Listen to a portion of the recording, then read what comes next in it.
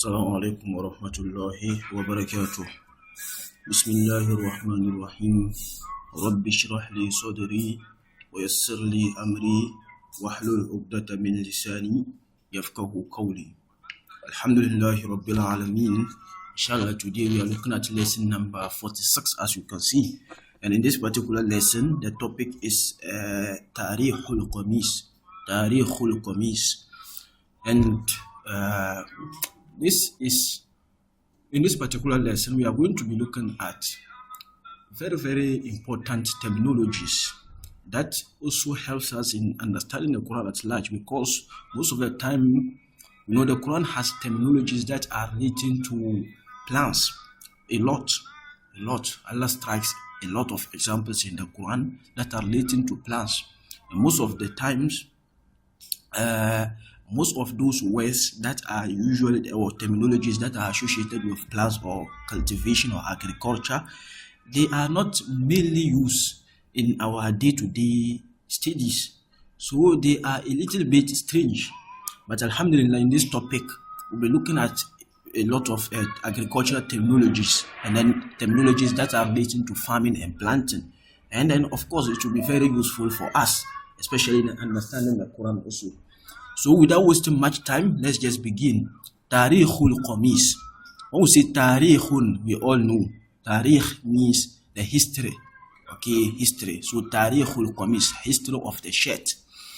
So if you enter the topic into the discussion, inshallah, we'll understand the heading as well. So he began by saying that innaka labista qamisan jadidan. Indeed, you have wore a new dress. Remember, before you have wore. All of us, we have worn a new dress before. Okay, so labisa, we all know labisa yalbath, he is wearing. So innaka labista qamisan jadidan. Indeed, you have worn a new dress. Fa'abli wa akhlik. This is an expression. When we say abli wa akhlik, especially the Arabs say abli wa akhlik.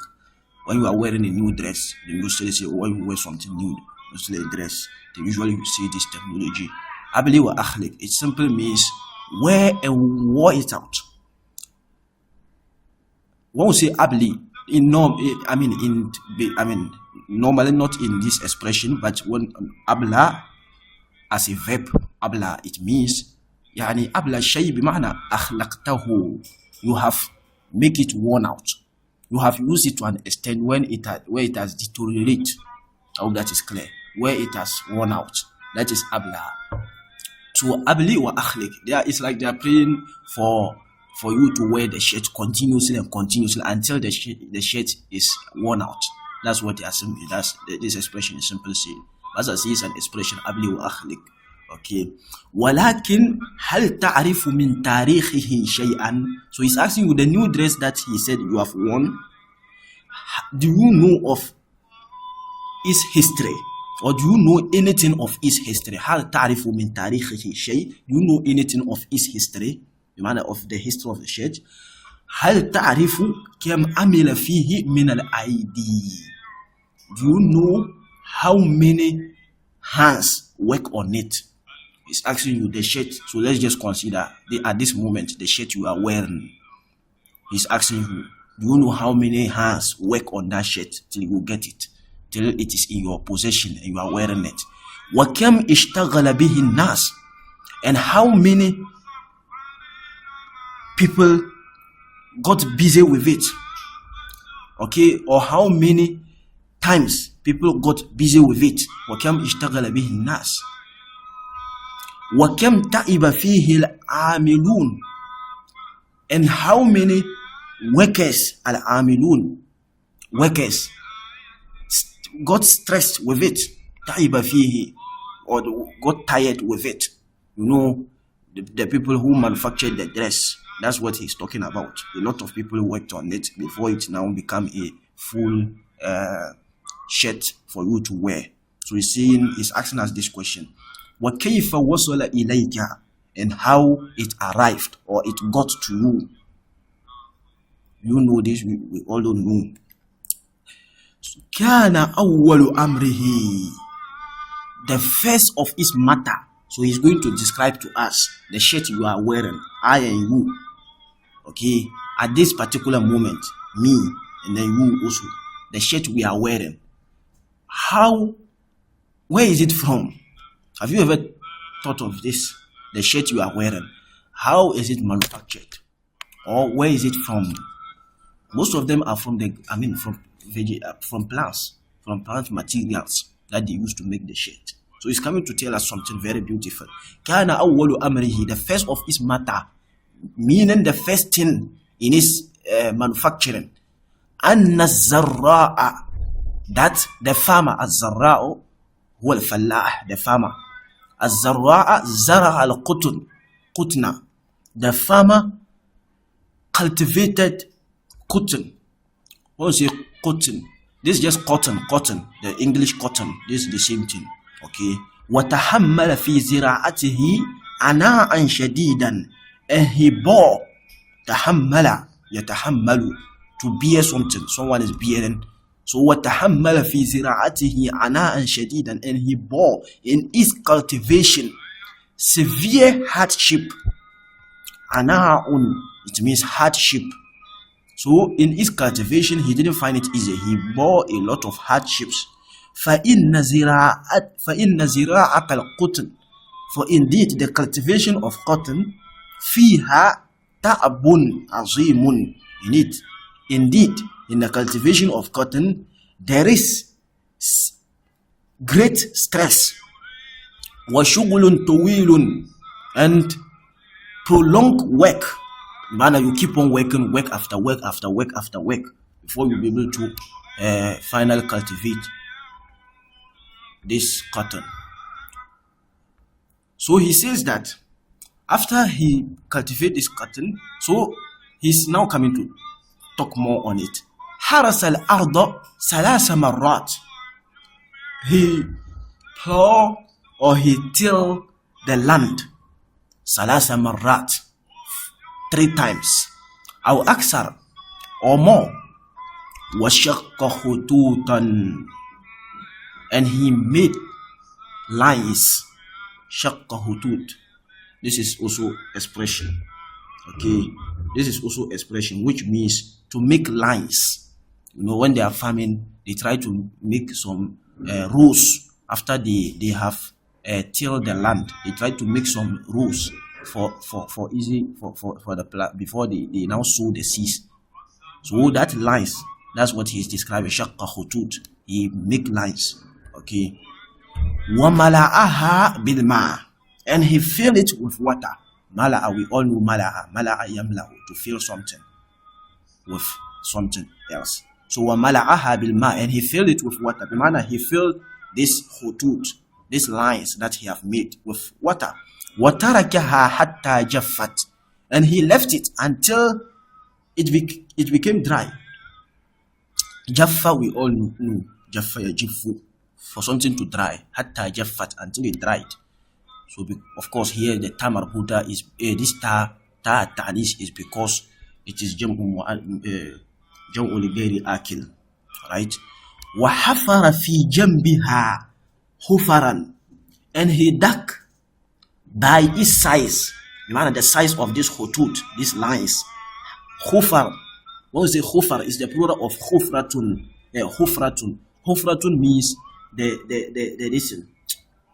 pit, okay, or a hole, So hafara means to dig. He dig, like you are digging a hole. That is hafara.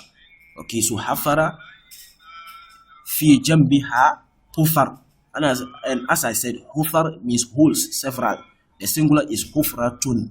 I hope that is clear. Like Allah says, وَكُنْتُمْ عَلَى شَفَا حُفْرَةٍ مِنَ النَّارِ فَأَنْقَذَكُمْ مِنْهَا.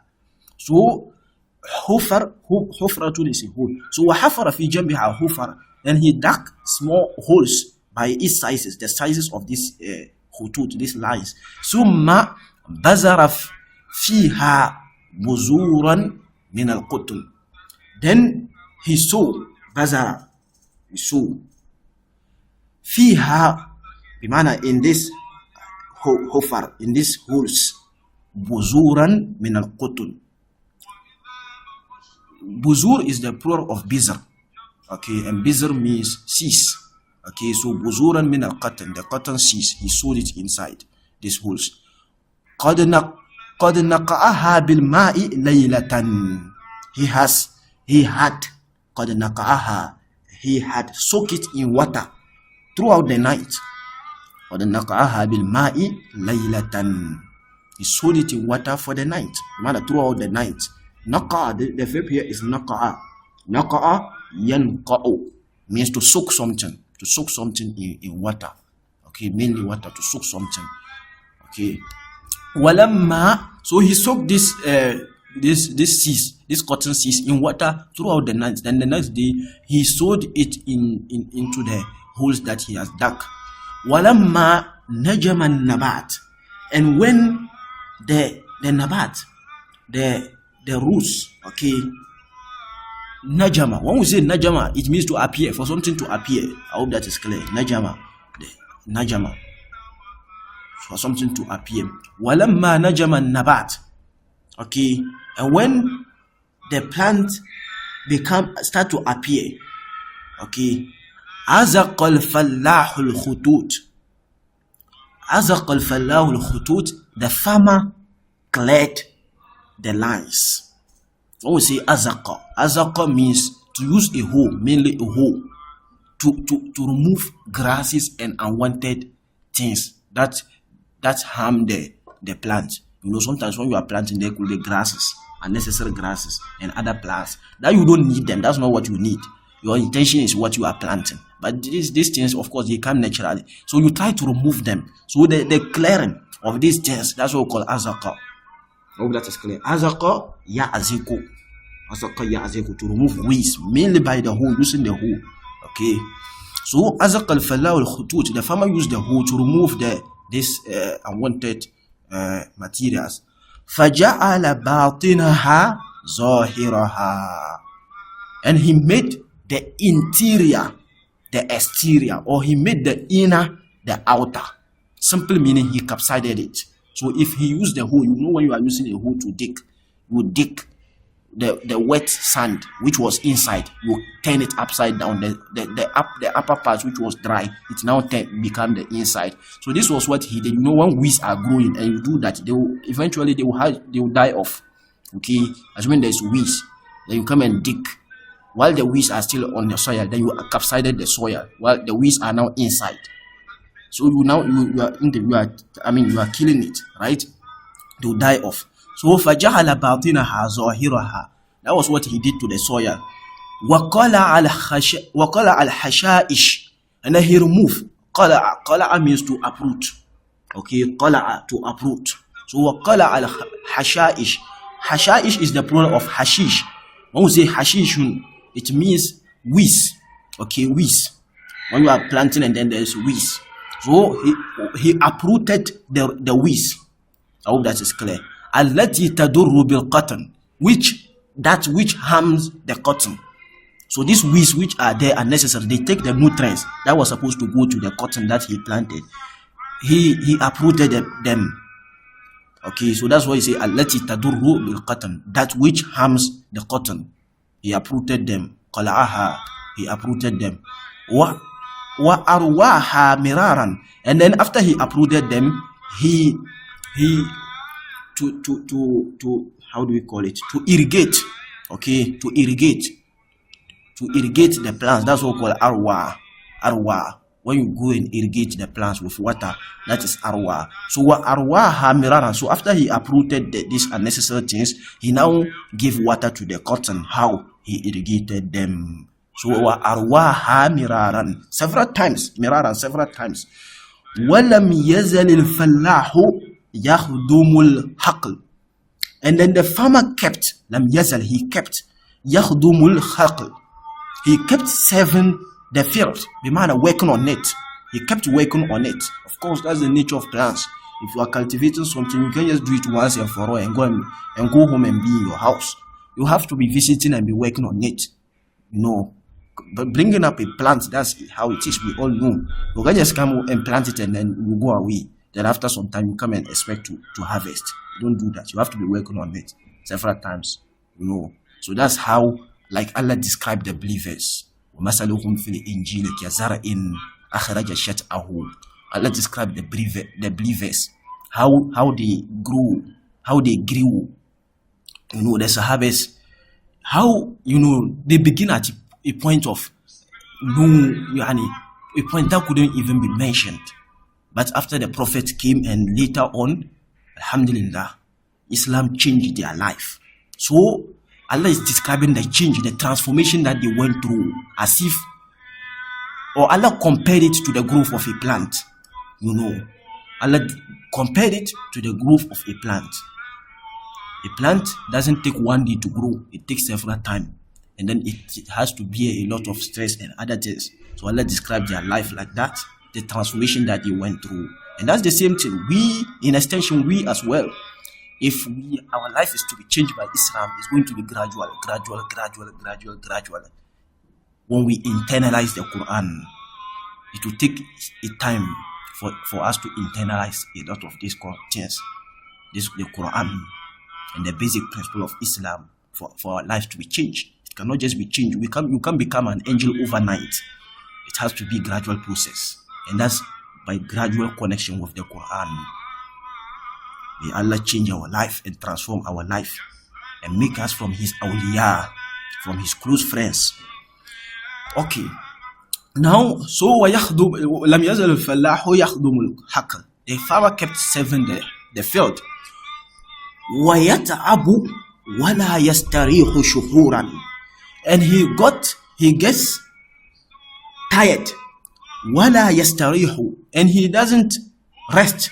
شهورا for months.